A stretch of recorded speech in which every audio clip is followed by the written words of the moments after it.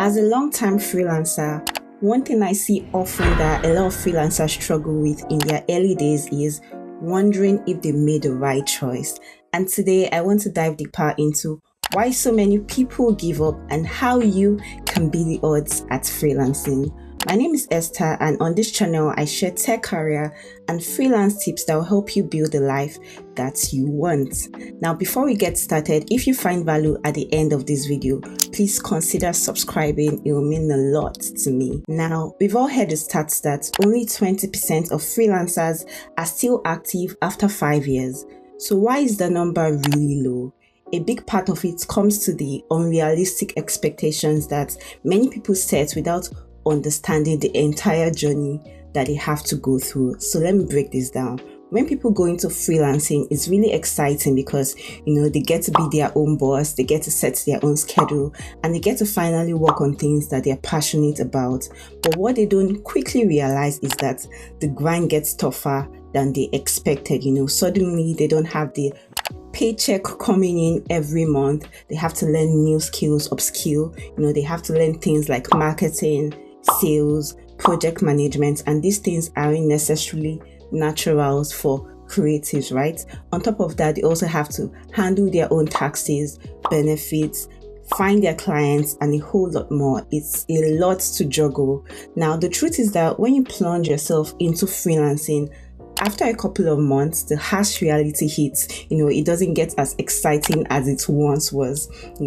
Leads are hardly coming in despite all your efforts online and offline. You've probably plunged money into learning courses and there's hardly any financial benefits. At this point, doubts start to come and you probably are telling yourself that it's a mistake. So trust me, I really know that feeling, and it's only natural to look for escape routes rather than actually pushing through the discomfort. And this is what I like to call the shiny object syndrome. You probably will start seeing ads for new programs, new side hustles that you can do, new, overnight successes that friends are telling you about. And at this point, it's really easy to convince yourself that this other new path will be a lot easier or it will be a whole lot more rewarding than freelancing. But the reality is that, these new shiny opportunities usually require the same grind and effort and perseverance that you're already pursuing on this freelance journey. You just haven't given yourself enough time to start seeing the results of all the efforts that you've put into freelancing before abandoning it. Now, my ebook Zero to Freelancer gives you all the guides and tips that you need to go from zero knowledge to landing your first freelance client. So go get a copy for yourself if you're in this phase of freelancing. So why am I sharing all of this with you today? I found out that the key to actually staying committed is developing disciplined daily habits that move you forward incrementally, whether it is experimenting new strategies, expanding your skills, tracking your progress over time. It helps you to prove that you're advancing, and it's usually not obvious from the outside or just looking at it from a broad perspective. I'll always say that getting that first client is the first hurdle that you have to go through or scale through when you're starting your freelance career.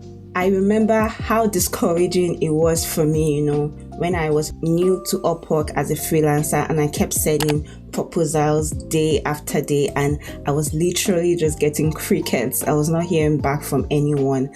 And looking back, even though I wasn't hearing back from anyone daily, I could see that I was making small strides because I was refining my profile, upskilling, and really learning the little things that clients wanted to see in order to, hire someone on Upwork or hire a freelancer to work with. In retrospect, even if it felt slow at that time, I was actually making small, tiny improvements over time.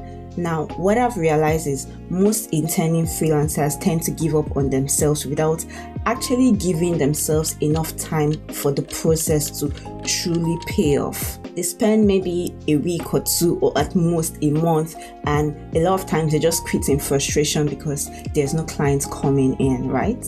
But for me, it took a solid 3 months, which is 90 days, for me to get my first clients. And obviously I'm not saying that it will take you that long, but I'm just trying to paint a more realistic scenario to you. But when I completed my first job on Upwork, it really proved to me that I needed to trust the process a whole lot more. I needed to stay committed to it. So if you're starting out your freelance journey, or you're in the middle of a dry spell with no clients coming in to your business, I would say keep making that progress, keep believing and trusting the process, stay patient and don't give up. At the end of the day, you want to make sure that you're just making iterative progress over time. When you look back after a month or two, you realize that you've actually made progress, whether on yourself or even getting a client to want to, work with you. Most importantly, stay patient, avoid giving up, give yourself enough time for you to actually start reaping the, fruits of all your efforts. That's about it. That's all I wanted to share with you today. And